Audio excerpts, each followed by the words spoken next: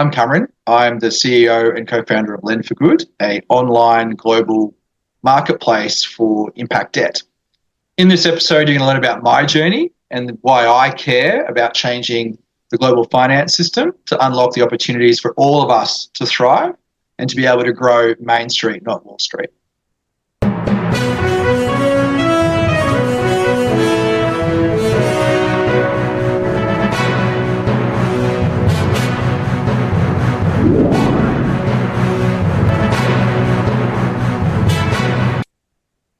Ladies and gentlemen, welcome to yet another exciting episode of the Online Prosperity Show, the number one place where entrepreneurs, coaches, and consultants come to learn how to grow a business that's profitable and purposeful. I'm your host, Prosper Taruvinga, and today we're going to be diving into a topic that might just change the way you see money forever. Because what if finance wasn't broken, but it was just misaligned with humanity? And our guest today is somebody who's pretty much rewriting that story. And this is Cameron Neal, the co-founder, director, and CEO of LendForGood. Now, Cameron, welcome to the show. It's great to be here, Prosper. Thanks for the invitation. Absolutely. The pleasure is all mine. I wish people were privy to the conversation that we were having earlier on before we hit record. They would have actually really enjoyed it. So I hope we're going to be able to recreate this now. We're on the other side of the coin. And for those that are tuning in for the very first time, now Cameron is helping to mobilize millions of dollars through an impact loan syndication platform that's actually turning capital into a genuine force for good. And he's spent decades reshaping how money flows, from pioneering the Fairtrade movement to building the red hat impact, and is now leading a revolution that is pretty much involved in impact investing. And as a fun fact, you will get to know a little bit later, when he's not transforming the global finance system, he's actually coaching his soccer team, which might just be the best metaphor ever for teamwork, collaboration, and long-term vision. So I encourage you to grab your notebook, because I think today's episode is not just about money. As is usual with the Online Prosperity Show, it's about how all of us, yes, and you that's listening right now, might actually be sitting on the largest untapped impact fund in the world, and you just might not realize that's you right there. And hey, before we kick off, don't forget to subscribe to the Online Prosperity Show, whether you're on YouTube or on Spotify, or wherever it is that you're tuning in from, because you don't want to miss any of these conversations. Now, Cameron, I could go on and talk about things that I'm not even qualified to talk about. What is impact investing, and why should anybody care? Thanks for the opportunity, Prosper. Look, impact investing is really, and it's a really simple idea. It's like, what if the purpose of capital was to create a thriving community and a thriving environment? Like, if that was the purpose, as opposed to make more capital, which generally is how you approach investing, right? You approach investing to say, I'm investing so that I can turn more money into more money. It's like, well, great. But maybe we want to use money to turn our communities into something different. We want to have more livable communities. We value, all of us, things other than capital, other than money. And impact investing is really inviting us to think about what are those other things that are important to us. When we are to look back on our lives or talk to our kids or our grandkids, Prosper, to bring back some of what we were talking about before, that we can say, here's what I believed in and what I invested in, right? How I made things better, how I helped improve my community, how I helped improve a community in far away from where I live, through capital, through money. So impact investing is an invitation to think differently around what the purpose of capital and the purpose of money and purpose of investing is for. There's many flavors that sit within that, but it's at its simplest, that's what it's about. Oh, absolutely. And thank you so much. Now, Cameron, I mean, obviously, somebody has to come to this sort of conclusion. How did you end up in this field, and who hurt you? Well, I think the mainstream neo-capitalist economy hurt me and hurts everybody. And I think that's what I came to understand. I went to school on the Sunshine Coast here in Australia. Not a great, a decent school, but I understood there was a problem when I had peers that were killing themselves, right? Like one over my schooling years, I think one every second year took their own life. And I'm like, well, there's something going on with that. Like, what's going wrong? So that kind of led me into psychology, thinking I should be a psychologist and help fix that. But what I quickly came to understand and experience, out of university, I ended up running a youth service in Ipswich, west of Brisbane. And that community had been devastated by loss of manufacturing jobs, which is a story that's been written all through the Western society. The UK went through it, and manufacturing and mining kind of collapsed. It's like there are no jobs. There's no economic opportunities in these communities. So what happens? I was running a youth service trying to intervene in homelessness and stopping kids from killing themselves and self-harm. But they didn't see a future for themselves. They didn't see a world that worked for them. They didn't see that there was, they were seen as a problem to be solved, to be locked up, to be, whatever. They didn't, when you asked them about the future, they couldn't see that they'd be alive in 5 years. So for them, there's a hopelessness that came from the economic situation they inherited from their parents, third generation unemployed. And I was reading the Australian Financial Review and realising that decisions being made by governments, not necessarily in Australia, but globally, decisions being made by corporations were having more to do with the opportunity in these kids' lives than any individual failing that I could ever try and address as a psychologist working with them, right? Like I could help them adapt, help them fit in, help them feel better about their situation, but I wasn't materially changing the future that they could imagine for themselves. And so for me, that was the start of me kind of saying, well, how do I change the system? To use the metaphor that I kind of came to at university, is like, I don't want to be the ambulance officer at the bottom of the waterfall picking kids up out of the water to say, how do I fix you? I want to get up the top and go, why do these people keep coming over the waterfall? Like, what's going on up there? Like, why are so many coming? And so that's kind of what led me into systems change, into how do we make it work better? As I said to you earlier, Prosper, how do we have an economy and a society, a community where the purpose is to help every human realize the inherent value that they have, to be able to thrive, as humans, right? That's the world I want.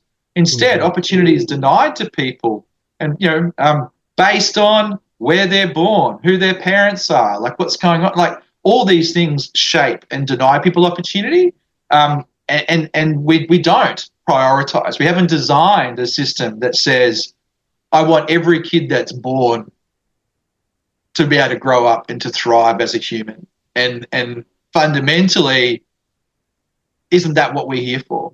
Isn't that what we all want? We want it for our own kids.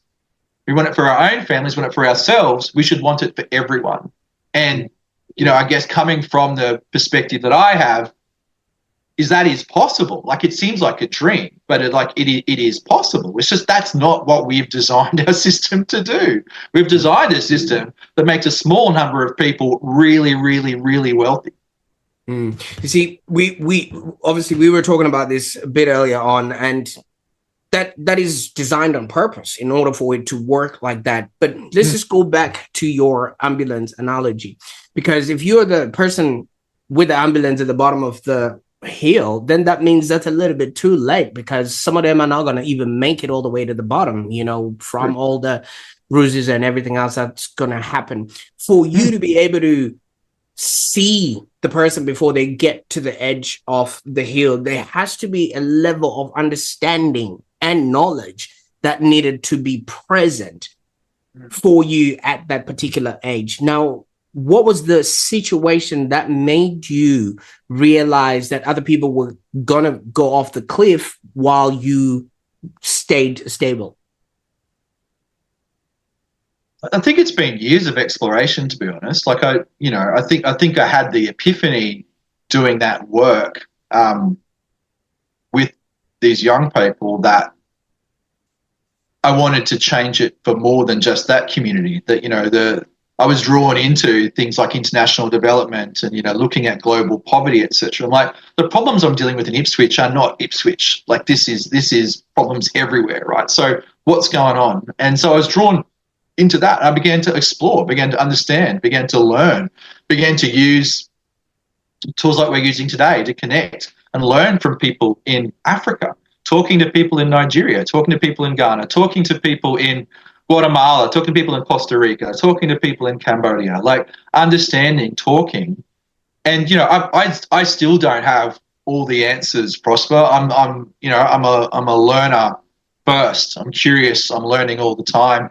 Ideas being shaped. But I think there was an epiphany there that led to a direction of my practice, right? And like what I've done in that practice has changed, but the purpose of what I'm doing has remained, which is still drawn and driven by that. Why are those kids killing themselves? How do I stop that? Actually, beyond that, how do I help everyone thrive? Like, what is that needs to change for communities to thrive, for kids, and so that's what it's about. And come back to when you asked me what impact investing is. Impact investing is saying, what if the purpose of investing is to achieve that outcome, right? And sure, we can make some money perhaps along the way, and that's great. But it's not like the purpose of the wealth and the capital is to distribute the wealth, and for wealth not just to be about money. Wealth is how safe I feel walking in my community. I love there's a woman who's based here in Australia, Trebek, and she did a speech here recently, and she talked about moving beyond measures of like GDP, which kind of measure certain types of activity as the kind of measure of success. She's like, what if we measured how many little girls ride to school as the measure of success?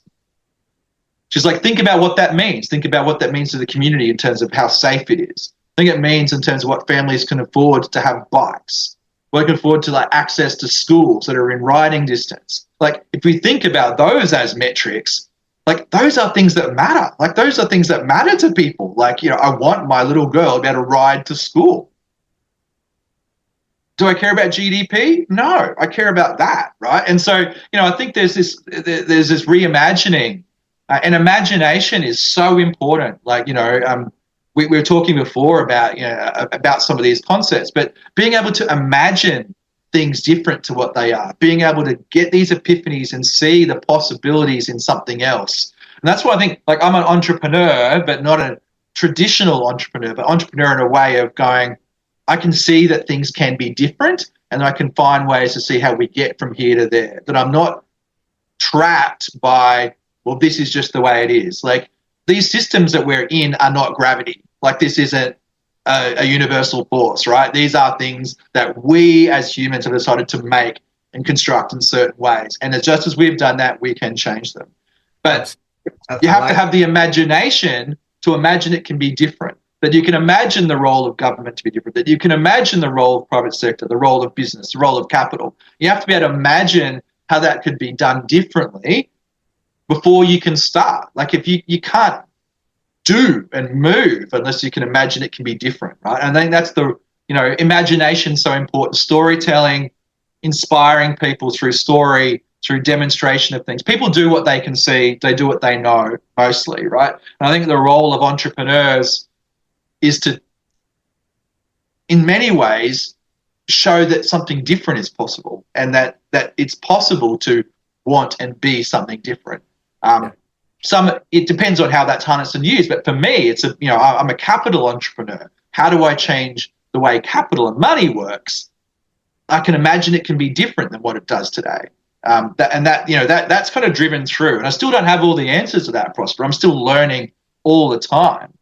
I still don't know exactly all the reasons why the people are coming off that waterfall over the top, but I've got some good ideas and have been involved with some stuff to help stop that from happening for some.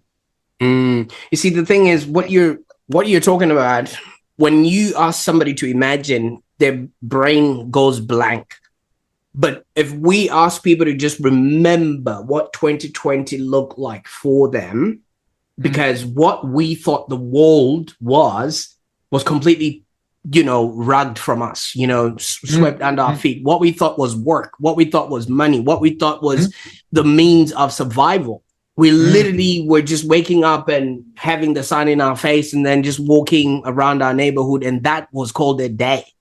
And I think people can actually go back to that particular moment, because for 2 years, half of the jobs that are being worried about by a lot of people didn't matter. Nobody cared about most of the things. So that imagination can actually be brought to that. That's true. And I think some of events like that are, I have a psychology degree, are these unfreezing moments, right? Like, for change to happen, the status quo needs to be unfrozen, that you can then go, well, how do we move to somewhere else where it gets frozen again? And I kind of feel like that was a big unfreezing moment. And we're still seeing the impacts play out of a global pandemic. As they say, pandemics reshape the world, right? Like the Spanish one reshaped the world, led to World War II eventually.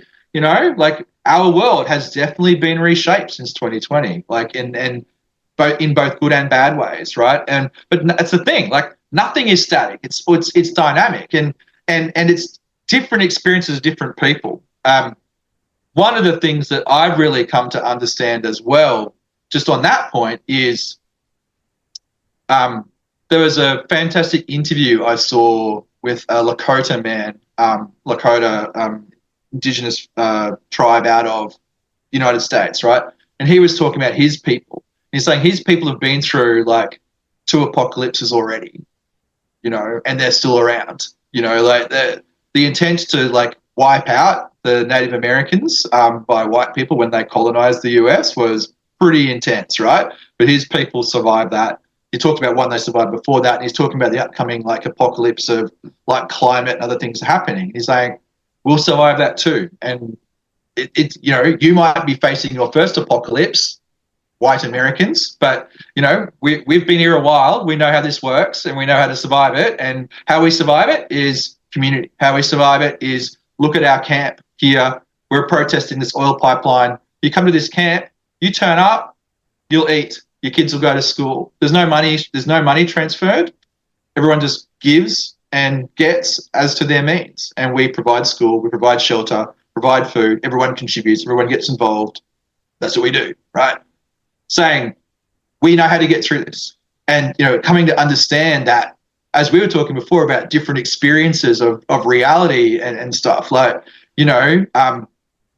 bad things have always happened. It's always been the end of the world for someone, right? And so how we've got through that as humans is collaboration, is through leaning into each other. And your example before about COVID and what that did, you saw in that some of the best of us, the way that we looked after each other and the way we cared for each other. At the same time as you saw some of the worst, right? And I think like we're multifaceted, often paradoxical beings, us humans, but I think, there is something in all of us that wants meaning and belonging and understands that wealth is not about what's in my bank account. It's about my health, the health of my kids, community, air that I can breathe, water I can drink, like we understand that fundamentally within us. And we go back to basics. Those are the things that sustain us, right?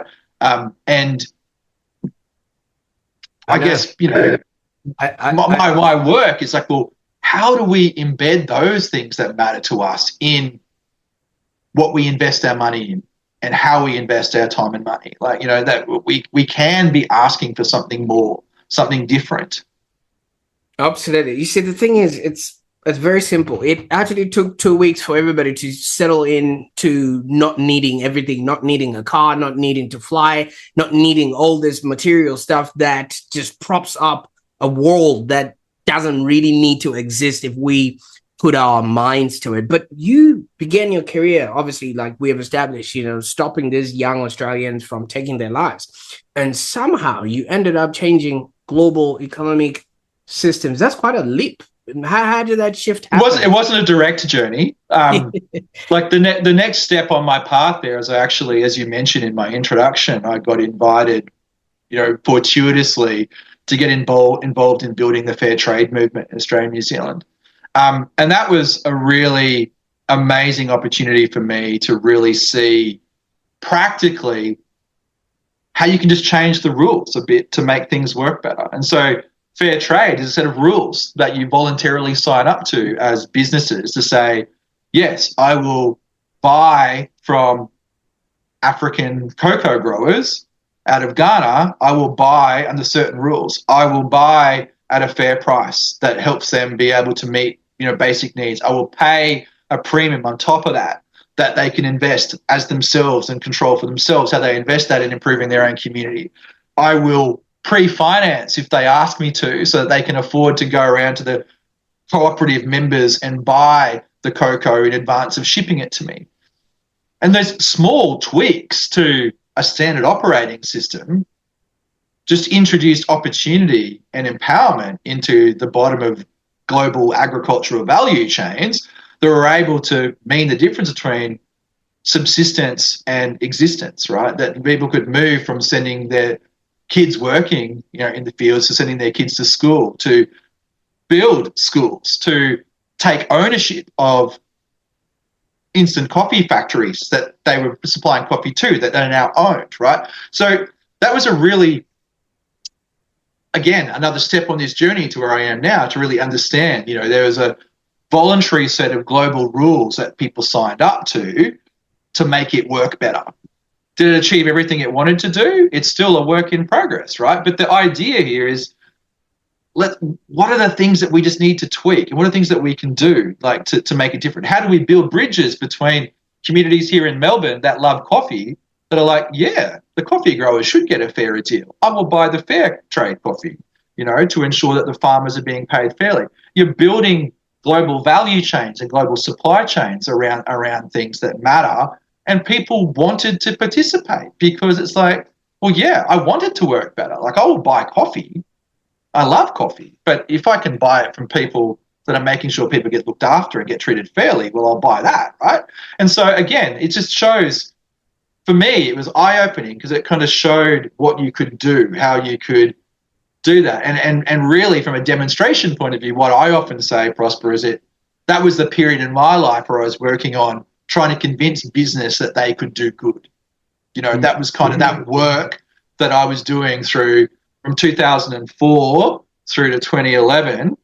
That was a real period of like business grappling with, well, what's our purpose? How do we make things better? And it's like, well, one thing you can do is look at your supply chain, whether it's Fairtrade, Rainforest Alliance, Forest Stewardship Council, Marine Stewardship Council. There's all these voluntary things you can do that are about saying who you buy from and under what conditions they're produced matter. If you choose to buy certain ways, you can make the world better, And I worked with large Australian businesses here and New Zealand businesses to change their supply chain and change what they were doing. So much complexity in that, but it starts with intent and imagination and demonstration, right? I think the demonstration impact of fair trade far outweighed its direct impact in kind of changing the way that we all now expect people to make decisions about their value chain and supply chain that are non-exploitative. We've got modern slavery legislation here in Australia now that say it's not okay for you to buy stuff from people where people are slaves in the supply chain. Like you are responsible for making sure that doesn't happen, right?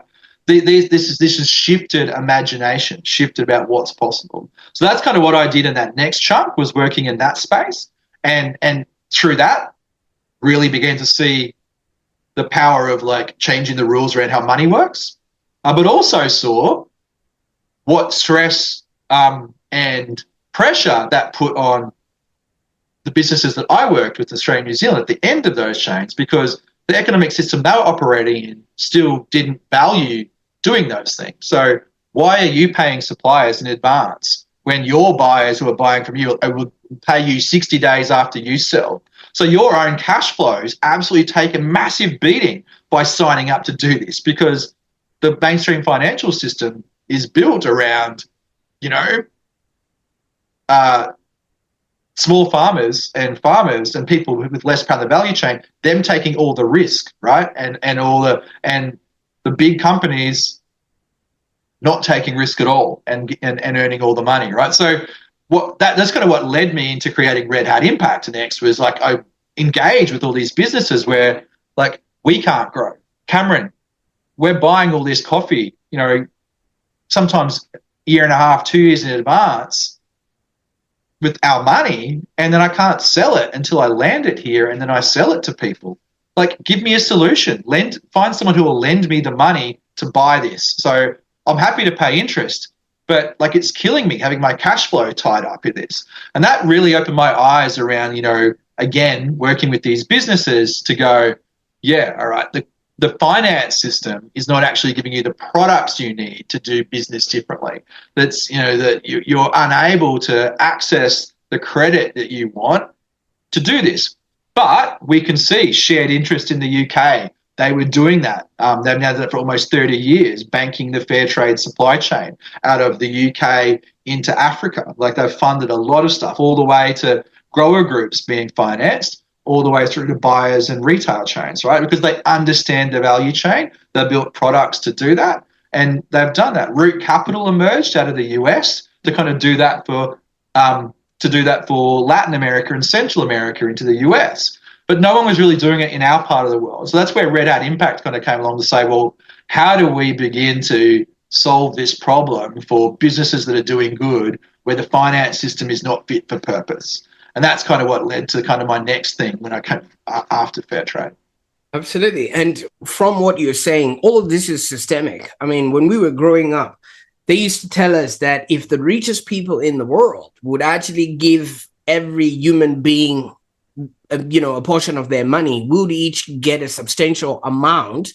But after a couple of weeks, all that money will end up back in the pockets of those rich people, because they've created the systems, the processes, and the supply chains that will enable them to get that money. So what you were literally doing was you were in the trenches, all right? And obviously before all of this was cool and other people would see it, what was the response from people and the other businesses that you were, working with? Were they seeing this as, yay, let's do this? Or they were like, nah, it's always been like this? And I think like change is hard, as we all know. Like, we always resist change in our own lives, right? We see change. Why would I go to a new cafe when I can keep going to my old one, right? Like, I think like we all deal with that. But, I think like there's some really good research that shows you only need a small number of people to adapt and change before a whole system can shift, right? And so, like, it's not about trying to convince everyone. It's like, how do you work with those that want to move? How do you do that? So, I wouldn't say that we've achieved that tipping point, but it's, I think globally, we're now 10 years in almost. We just turned 9 in August, the Red Hat Impact journey. But from when we started to now, there is a lot more work.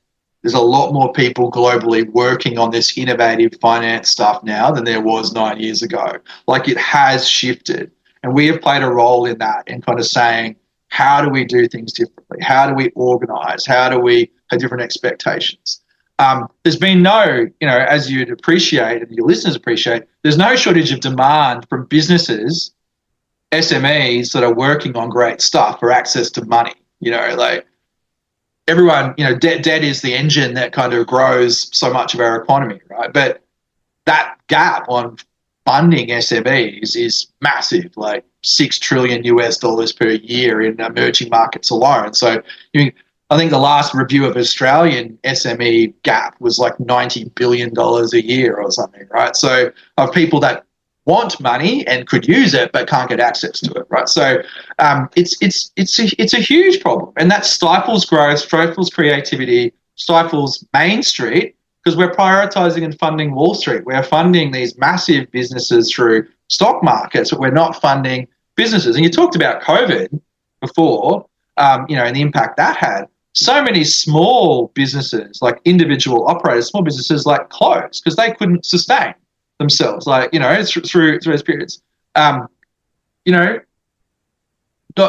will name names, but like a whole bunch of cafes in the city of Melbourne closed. Starbucks saw it as an opportunity to expand. They took up a whole bunch of new places. Why? Because they've got a global balance sheet. They can afford to open, take space, cheap rent for the first while because everyone's desperate to get people back in because businesses are closed, and they keep going. Why? Because they've got scale. They can do that, right? And so, but again, that benefits Wall Street and kind of investors in those businesses. Doesn't help Main Street in terms of communities and community ownership of those local businesses, right? So what we've seen is that it's possible to do that. The opportunity is still massively under-realised, which is, again, one of the reasons why I created LendForGood, out of that to really tackle that particular SME financing gap. But, I think what people generally get it, but, people are constrained by return expectations on their investment or lack of knowledge, perceived risk. There's a whole bunch of barriers to moving. Whole bunch of tradition, a whole bunch of this is how we've always done it. How do I account for that? Doing anything new, right? I remember my days, briefly between Fairtrade and Red Hat Impact, I worked as a management consultant with some of the largest, businesses in Australia on supply chain stuff, right? But the case for change to do something new and impactful, if you're a mining company, as an example. It's like the business case would stack up, you're doing all this research, all these reports to try and make the business case. The business case for a new mine would be scribbled on a napkin and go here. It's like, oh yeah, let's do that.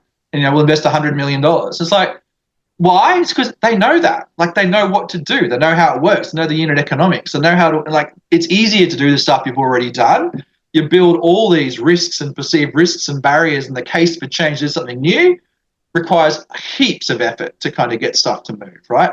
And I think that's kind of what we're dealing with is, we do need more exemplars. The more exemplars that are out there that can shift people's imagination. Well, why can they do it? If they can do it, surely we can, right? We need more of that kind of helps people see new possibilities, back to that imagination, back to being able to do what we can see, do what we can experience. And then you often have to change systems and change regulation, change laws to make things possible. Like here in Australia, we've been dealing with this, lack of housing. And so people have got these tiny home solutions where you can afford to have a small tiny home, but the regulations won't allow you to have them and to live in them because the way that land planning and rates and all this other kind of stuff is done is not fit for purpose for those things. So you go, okay, we've got a solution, but to actually implement it, we've got to change the law. And then that takes a whole bunch of time. To change the law, you're probably going to deal with vested interests who are benefiting from how the system is now, and they don't want the new thing, even though that would solve a problem we all have. And so, this stuff isn't easy. I don't want your listeners to go, oh, we can. It's hard work. Systems change is a contact sport, right? I've been doing this for 30 years now, and you can see how great I am, right? And I'm lucky. I'm not going to go bald. I have a lot of family traits, but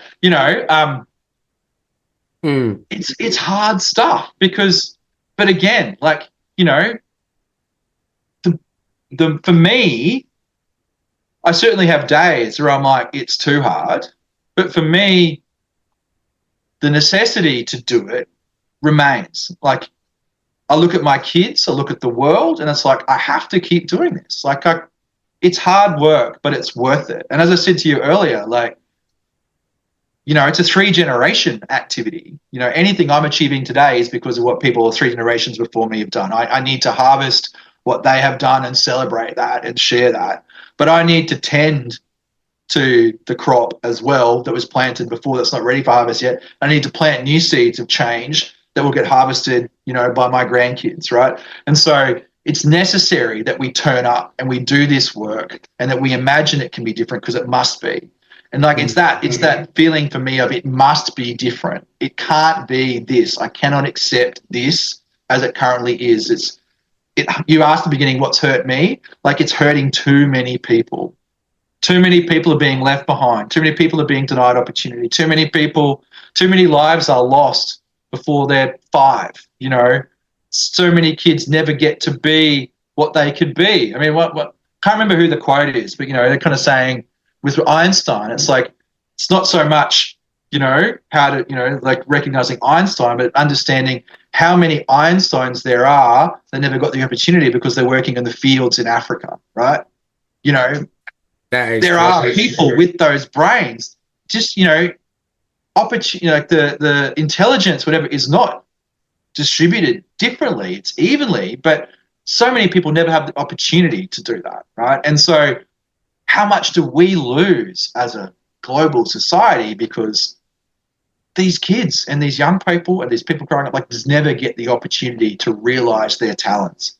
And so we must, and that's what, you know, makes me, even in those low moments, still come back to this work to do, because it is hard, but we must. And that's, you know, I don't expect everyone to feel that way. That's how I feel. And that's been my journey, and it's led me to have this conviction. And that's, you know, that's what kind of gets me back every morning and wake up to say, all right, what are we going to try and tackle today? Because, and thank you so much for, you know, leading us to this, because with what you're saying, it just looks like this whole finance game is like we're driving a Ferrari with the handbrake on. And literally, we've got all of these that we could do, pretty much all of us, but we haven't been given the tools, and we haven't been given the information and the know-how.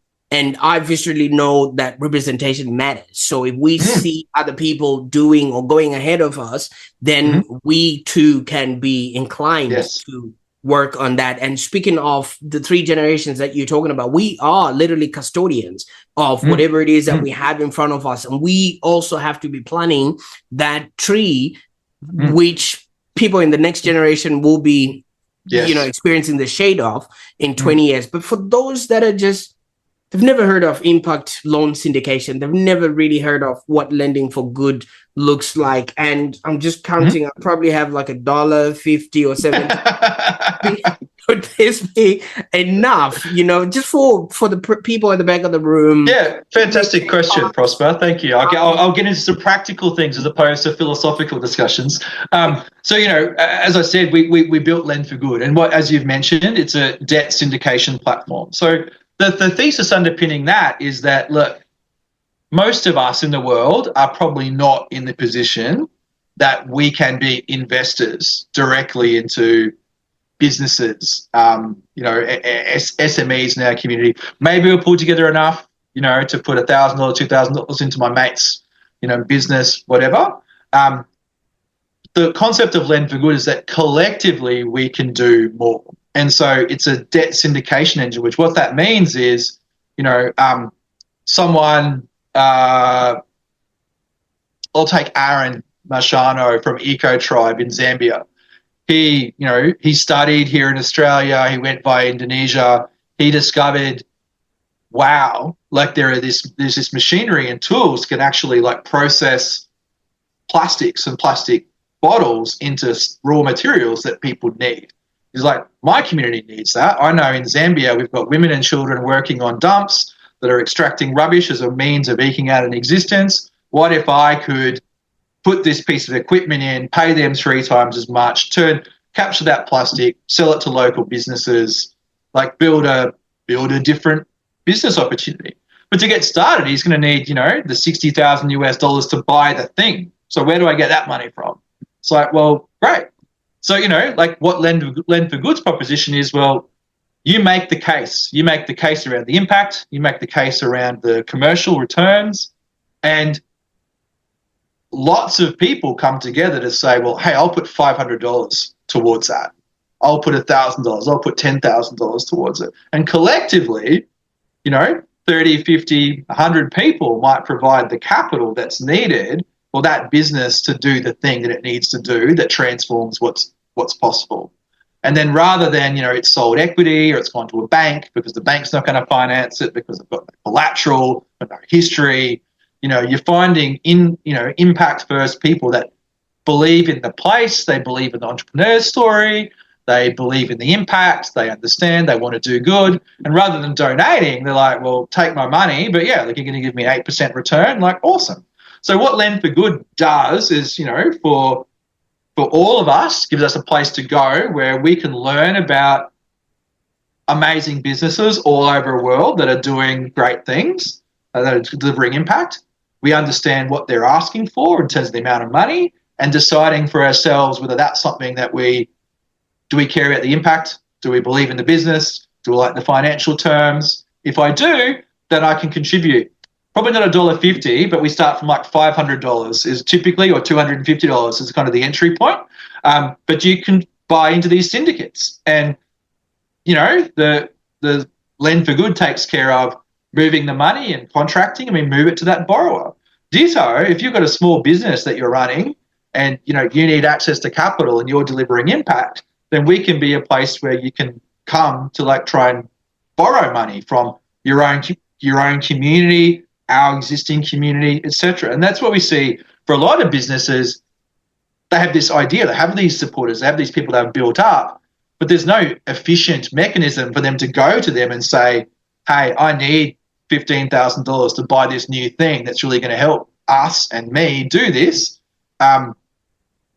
But now Lend for Good gives us that. Like, Lend for Good will take care of the contracting engine and the money movement and stuff for you as a business owner, such that you now have a mechanism to raise from your community as you would in a crowdfunding platform.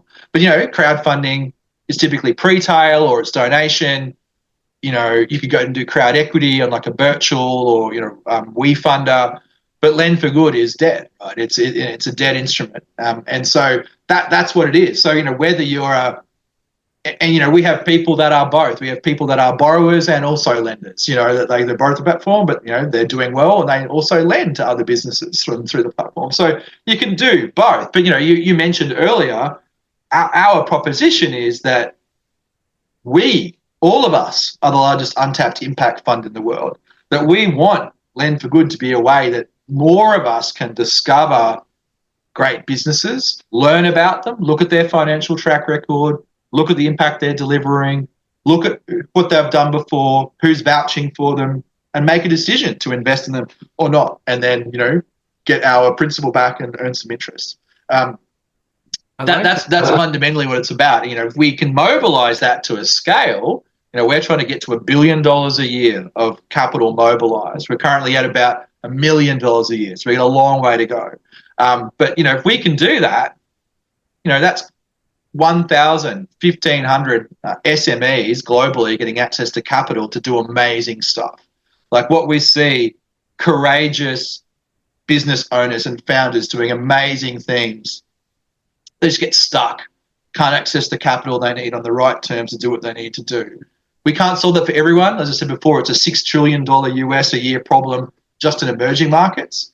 But if we can do $1 billion, I feel like we can do some really good stuff. And again, demonstrating a different way of organising and deploying capital to the mainstream market to say, we want to invest in things that matter to us, and we should be generating wealth for ourselves by doing that, not just rich investors who are investing in things. Like we can invest and get returns. And certainly we've had borrowers say, I'd much prefer to borrow from my community and give my returns to them than to borrow from a bank and to make rich shareholders richer.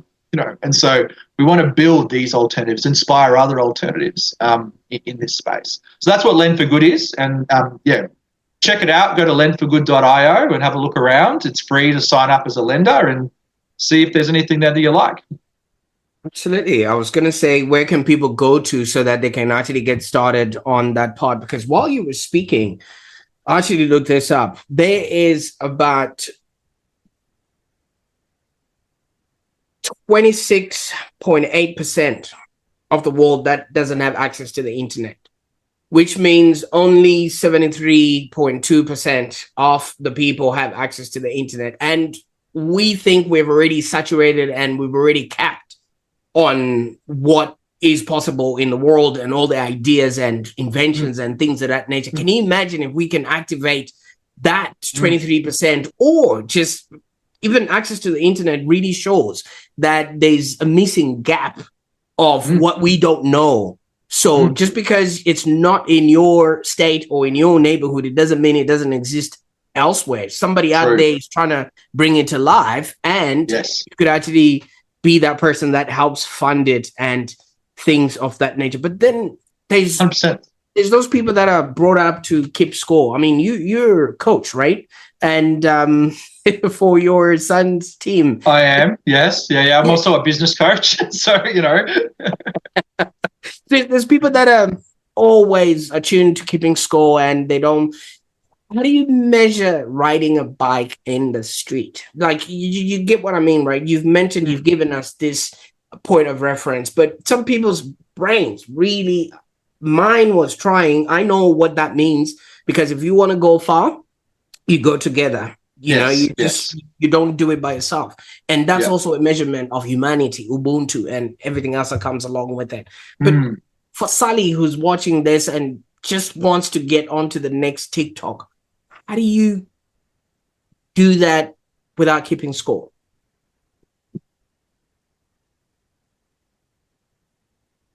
I think it's a really good question, because I think, you know, we certainly have been conditioned to keep score. We have been conditioned that it's a competition, and we have been conditioned that, you know, there has to be winners and losers. And, you know, we all operate in that world. We all have that mindset. You know, when I'm coaching my kids in soccer, I want them to win. Like, you know, and that means the other team has to lose. And I'm sure their coach wants them to win as well. So one of us is going to end the day unhappy, you know. So like that is a metaphor of sport, right? But when it comes to, you know, measurement, I think we don't have many good examples of measuring what really matters. And what we know is that measurement, you know, you manage what you measure, and we end up managing the wrong stuff, right? We end up focused on the wrong things. We end up focusing on what's contributing to GDP, what's contributing to productivity, like not us, you know. Saw a great, it might have been a TikTok, Prosper, that I then consumed through a different social media platform. But it was this guy saying, you know, we hear the economy is doing great. This is in the US. He's like, for who? Like, there's such a disconnect between the measures that you're using to say the economy is doing great and people's lived experience.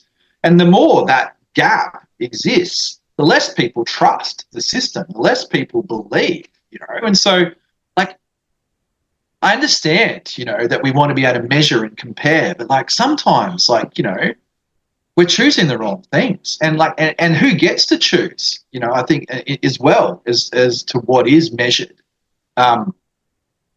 you know, and getting under those numbers is sometimes really interesting. You begin to understand what's contributing to that, what's making that. I mean, the big example they use on GDP is the Exxon oil disaster, right? That was great for GDP. Like, it wasn't great for anything else, but GDP, that went through the roof. It's like, how is that a good thing? Like, everyone knows that is bad, right? But what's the alternative? It's like, and that's where most people are like, what's the alternative? It's like, there are so many. The thing I get blown away, and I'm lucky in what I do, is I see so many examples of people doing stuff differently. That's just inspiring, that people are not just going, that's just the way it is. They're going, I'm making it different. Like, no one said I couldn't. I'm doing it. And, you know, that's sometimes the power of naivety. The power of youth is to just go, well, I don't care what you say. I'm going to do it anyway. Like, you know, and like, so there is this, but I think, you know, it's a feature, not a bug, that those things are highly distributed and not easily visible, right? Because they are by nature locally based, place-based, small. They're not trying to replicate behemoth VCs. They're not trying to become the new FANG businesses. They're not trying to become Facebook or Apple or M.E.D.I.A. They're trying to solve real things, like in their community, and doing really good stuff and mobilizing capital in different ways. And, you know, you said before about looking backwards. Some people are doing things that have been done, like savings and loan schemes back in communities because mainstream banks have failed. This is what we did 200 years ago. Insurance came out through mutuals because people said we have to look after each other. People are back doing that, right? They've gone back to those things. And so, someone quoted me the other day a quote that they had heard, which is measurement is violence. And like, that's it's a great provocation, but like what's embedded in that is the things that we're measuring hurt us, and so, I'd invite anyone who's listening and saying, how do I keep score? How do I know when a goal's being kicked, right? Like, there are no easy answers. You've got to figure out for yourself what matters, what matters to you. For me, it's I want to see everyone in the world thrive. I know that's not going to happen in my lifetime, but that's my North Star. That's the thing I care about. And like, what matters to me when I'm thinking about wealth, thinking about money, is how is it helping do that? You need your listeners, find your thing. We all have a unique role to play. None of us can do this alone, but we all have to figure out what's the thing I want to contribute to. You telling my story today, Prosper, that's vital, right? Like, your listeners doing the stuff that they're doing in their communities, that's vital. No one here has a, ownership over what's the right way. All I'm suggesting to people today is have a think about and imagine that the world around you works the way that does things that matter to you, and what could you do to help make that happen? Oh, that is such a beautiful answer to that. And I think too many cooks spoil the broth. If we add anything more to that, we might just ruin the whole conversation. I can sum it up and say, and I think it was Seth Godin that mentioned this, that just do work that matters for people who care. The rest... Yeah, love it. Yeah, absolutely. And then the rest, obviously, will take care of itself. I can't thank you enough, Cameron, for the time that you spent with me, not only in this recorded version, but we actually did a whole wrestle before that, which could have been an episode in and of itself. What a conversation. I mean, you just reminded us that money is not what they purported to be, which is maybe the root of all evil or whatever it is. It is actually energy, because it is fueling things that are actually mobilizing the rest of the world to come alive. And when that energy flows through the right people, it actually changes everything. And yes, I couldn't have put it in such a better way than you have, my good man. Thank you so much for your time today. Thank you, Prosper, and thank you to your listeners as well. Absolutely. And for those that are watching right now, if today's episode just got you thinking a little bit differently about finance, community, or impact, don't just scroll on or do nothing about this particular episode. I encourage you to go check out lendforgood.io. The link is right below in the comments there, and see what you can do, or start investing in things that are actually important to you. And you can actually be part of a business that's actually making the world better. If you are working and not making the world better, then what are you doing with yourself, your time, and the effort that you're putting out there? And if you're listening right now and you got thinking, maybe it's time for my business or for myself personally to create more meaning, then I think, Lending for Good is the actual place to start. Okay, so the link is in the show notes below. I also encourage you to join us on our next episode, where we are going to be exploring ideas, that will help you live, work, and grow with, more happiness and purpose. That's the notes that I have for the next episode. But in the meantime, I also encourage you to share this episode with somebody who's ready to put their money where their values are. Okay, not just, going and splurging with whatever conglomerate that already has enough money that they can do anything with. And I don't know what you're going to do with this information today. I just encourage you to start looking at what is really important to me and how can I be a part of bringing that to life. Until next time, bye for now.